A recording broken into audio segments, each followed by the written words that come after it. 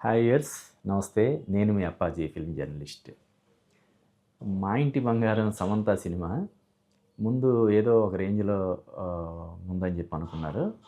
పర్వాలేదు, సమంత రేంజ్‌కి తగ్గట్టుగా మంచి హిట్ అయిందని చెప్పి అని కూడా ఫీడ్‌బ్యాక్ వచ్చింది. కానీ చూస్తుంటే రోజు రోజుకి ఈ సినిమా రేంజ్ అనేది ఎక్కడికో వెళ్తుంది. అటు ఓవర్‌సీస్‌లో గానీ, ఇక్కడ మన 2 తెలుగు రాష్ట్రాల్లో గానీ చాలా అద్భుతమైనటువంటి, అంటే ఎవరు ఊహించలేదు. ట్రేడ్ పండిట్స్ కానీ, మన ఇండస్ట్రీలో పెద్దలు గానీ ఎవరు కూడా ఊహించలేదు. దానికి బెస్ట్ ఎగ్జాంపుల్ ఏంటంటే 'దేవాన' సినిమాని, అంటే అల్లు అరవింద్ ఆధ్వర్యంలో తెరకెక్కినటువంటి ఆ సినిమాని 'మా ఇంటి బంగారంతో' పాటు రిలీజ్ చేశారంటే దాన్ని మరీ అంత సీరియస్‌గా తీసుకోలేదనడానికి ఇదొక బెస్ట్ ఎగ్జాంపుల్‌గా చెప్పొచ్చనమాట. అంటే విపరీతంగా కనెక్ట్ అయ్యారు. అంటే లేడీ ఆడియన్సే కాకుండా మగాళ్ళు కూడా బాగా ఎంజాయ్ చేస్తున్నారు ఈ సినిమాని. సో, సమంత కెరీర్‌లోనే కాదు, ఈ ఏడాది అంటే 'పెద్ది' తర్వాత, 'మనశంకర వరప్రసాద్' తర్వాత ఇది ప్రస్తుతానికి మూడో స్థానంలాగా ఉంది. అలాగే ఈ వారం కూడా చెప్పుకోదగ్గ సినిమా లేకపోవడం అనేది 'మా ఇంటి బంగారానికి' చాలా పెద్ద అడ్వాంటేజ్ కాబోతుంది.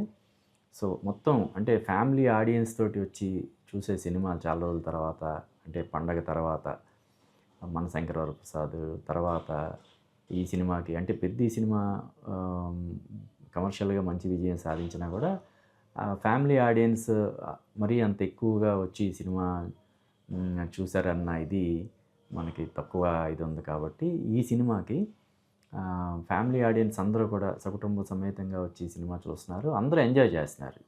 అంటే పెద్దవాళ్ళు, మిడిల్ ఏజ్ వాళ్ళు, చిన్నవాళ్ళు అందరూ కూడా, చిన్నపిల్లల నుంచి 6 ఏళ్ల నుంచి 60 ఏళ్ళు, 80 ఏళ్ళు ఉన్న ఆడియన్స్ కూడా అందరూ బ్రహ్మాండంగా ఎంజాయ్ చేస్తున్నారు. సో, ఇది ముందు 100 కోట్లు ఈజీగా, అంటే గ్రాస్ 100 కోట్లు కలెక్ట్ చేస్తుందని చెప్పి అందరూ అనుకున్నారు. కానీ ఇప్పుడు చూస్తుంటే, ఇప్పుడు వసూళ్ళ ఇది మనం చూస్తుంటే, వివరాలు అవి చూస్తుంటే 100 కోట్లు దాటి సునాయాసంగా ఇది ఒక 120, 130 కోట్లు కలెక్ట్ చేస్తదేమో అని చెప్పి అనిపిస్తుంది. ఎందుకంటే ఈ వారం కూడా ఈ సినిమా చాలా స్ట్రాంగ్‌గా ఉంది. ఇప్పటికే సమంతని అందరూ లేడీ సూపర్ స్టార్ అని చెప్పి పిలవడం స్టార్ట్ చేశారు. అంటే ఇప్పటివరకు మన సౌత్‌లో నయనతారని లేడీ సూపర్ స్టార్ అని చెప్పి అంటున్నారు. ఇప్పుడు తెలుగులో సమంతని ఖచ్చితంగా లేడీ సూపర్ స్టార్ అనొచ్చు. అంటే అనుష్క కూడా అంతకుముందు హీరోయిన్ ఓరియెంటెడ్ సినిమాలు చేసింది. అవి కూడా చాలా పెద్ద విజయాలు సాధించిన 'అరుంధతి', 'భాగమతి' ఇటువంటి సినిమాలు మంచి వసూళ్ళ పరంగా కూడా అద్భుతమైనటువంటివి సాధించినప్పటికి కూడా తనని లేడీ సూపర్ స్టార్ అని చెప్పి ఎక్కువగా అది రిజిస్టర్ అవ్వలేదు తన దీనికి. కానీ ఇప్పుడు సమంతని లేడీ సూపర్ స్టార్ అని చెప్పి పిలవడం స్టార్ట్ చేశారు. అంటే ఈ తరహా సినిమాలకి కూడా ఆదరణ ఉంది. ఇప్పుడు ఇంతకుముందు అంటే ఎక్కువగా, అంటే 'పెద్ది' సినిమా ముందు రావడం వల్లో ఏంటో గానీ 'బ్లాక్ జోన్' అని ఒక సినిమా వచ్చింది. అది చాలా మంచి విజయం సాధించింది కూడా.